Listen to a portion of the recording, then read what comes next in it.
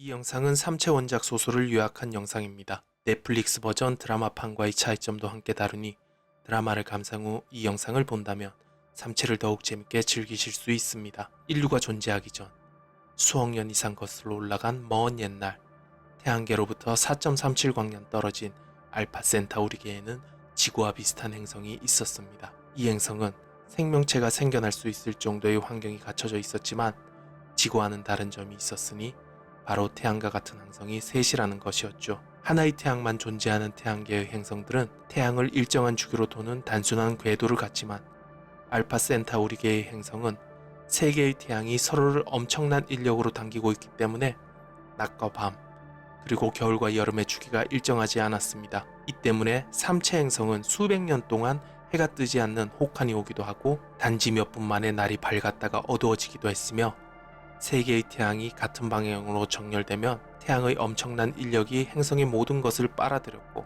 태양이 너무 가까이 근접할 경우엔 불바다로 변한 행성 표면이 모든 문명을 집어삼켰습니다. 하지만 이런 처참한 환경에서도 생명체들은 진화를 거듭해서 그들만의 방식으로 생존할 수 있게 됐습니다. 이들은 아주 독특한 방식으로 생존을 해왔는데 만약 태양으로 인해 행성의 날씨가 척박하게 변한다면 자신의 몸의 모든 수분을 증발시켜 일종의 가사 상태로 자신을 보존한 다음 날씨가 좋아지게 되면 건조시켰던 몸을 복구시켜서 생체 활동을 다시 시작했습니다. 그리고 그들은 뇌파를 통해 생각을 공유하는 방식으로 의사소통을 했는데요. 이런 능력으로 인해 반도체나 전기가 발견되기도 전에 그들은 서로의 생각을 연결해서 마치 컴퓨터와 같은 복잡한 계산도 처리할 수 있게 되었습니다. 또한 삼체인들은 번식하는 방법도 특이했습니다. 이들은 남녀 한 쌍이 하나의 개체로 융합한 다음 적게는 셋에서 많게는 5의 개체로 분열하여 다음 세대로 자신들의 유전자를 전달하게 됩니다. 이러한 생물학적 특성을 가진 삼체인들은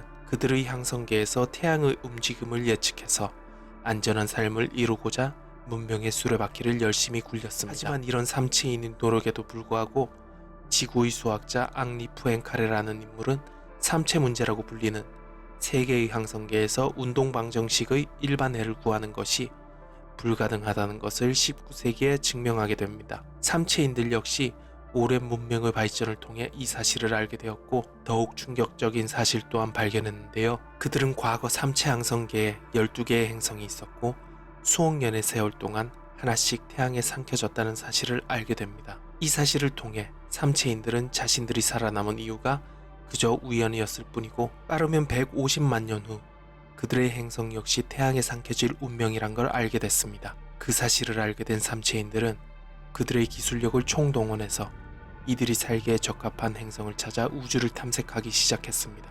한편 예원제라는 불운한 운명을 타고난 여성이 지구에 있었습니다. 중국의 문화 대혁명 당시 그녀의 아버지 예저타이는 대학에서 아인슈타인의 상대성 이론을 강의했다는 이유로 반동학자로 몰려 예원제가 보는 앞에서 20살도 안 된 어린 홍위병들에게 구타를 당해 죽었습니다. 그를 고발한 것은 예원제의 어머니 사오린이었습니다. 사오린은 남편과 마찬가지로 물리학을 가르치는 교수였지만 그와는 달리 학문보다는 학계에서의 출세를 중요시한 인물이었고 결국 의미 없는 죽음보다는 자신과 딸을 살리기 위해 그런 결정을 했습니다. 예원제의 고난은 여기서 그치지 않았습니다. 반동분자의 자식이라는 낙인이 찍힌 예원제는 중국의 건설병단에서 국경방어선을 건축하는 강제노역을 하던 중 바이무린이라는 기자를 알게 됩니다. 바이무린은 이 건설로 인해 아름다웠던 자연이 파괴되는 모습에 슬픔을 느꼈고 정부의 이 문제를 지적하는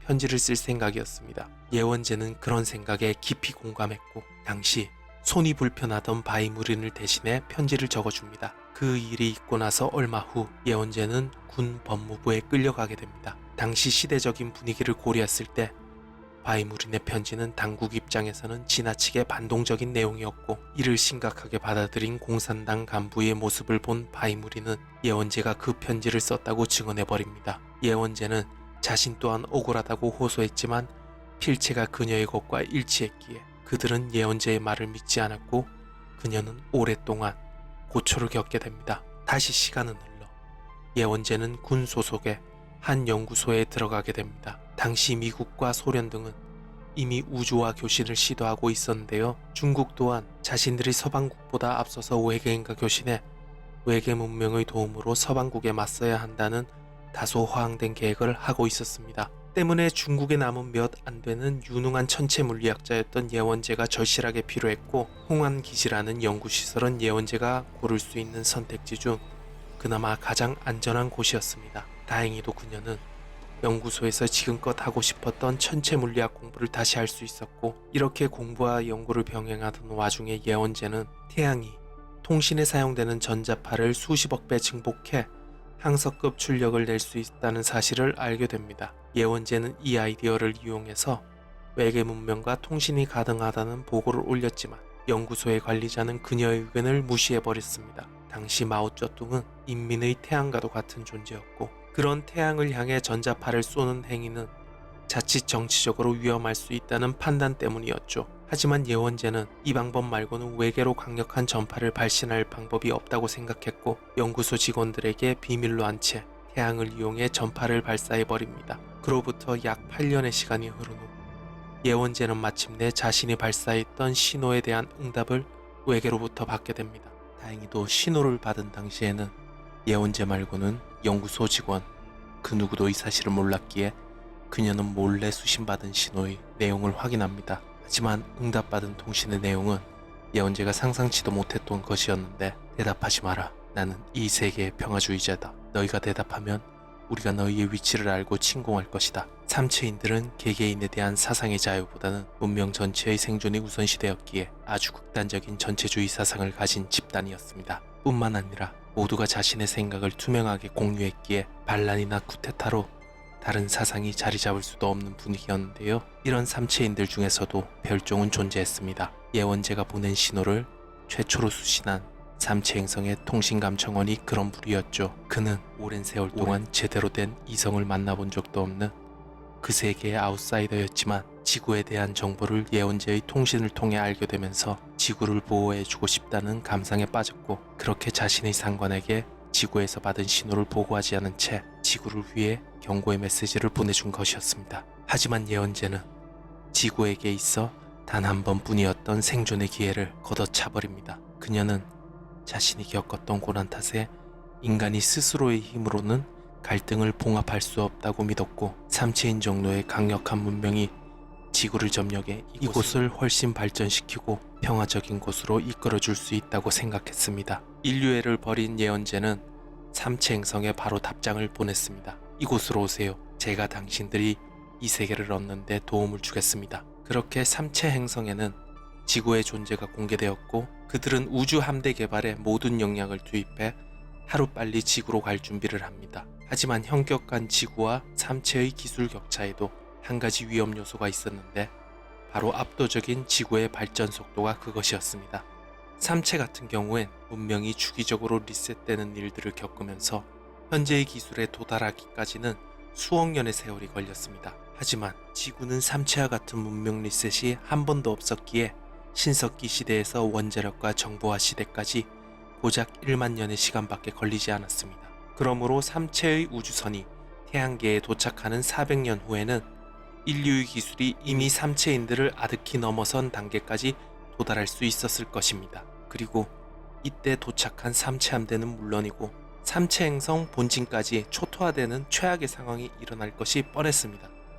때문에 삼체 행성 고위 관리자들은 그때까지 진행 중이던 우주 함대 개발까지 중단하면서 양성자 크기의 슈퍼컴퓨터 지자라는 것을 개발해 지구로 급하게 파견합니다. 지자는 질량이 양성자와 동일하므로 광속에 가까운 속도로 약 4년 만에 지구에 도착해 인간들에게 과학적으로는 설명할 수 없는 기적을 선보여 과학에 대한 신뢰를 붕괴시키는 동시에 지구에 존재하는 모든 입자 가속기의 충돌 결과를 조작함으로써 지구의 물리학이 더 이상 발전할 수 없게 막아버립니다. 뿐만 아니라 지자를 통해서 양자 통신이 가능하게 되므로 지구의 모든 정보를 실시간으로 4광년 떨어진 삼체와 삼체 우주선이 모두 감시함으로써 만에 하나의 변수조차도 모두 차단하게 됩니다. 한편 예원재는 환경운동가이자 석유재벌인 에반스라는 인물과 함께 비밀리에 삼체의 침략을 지원하는 비밀단체를 설립하게 됩니다.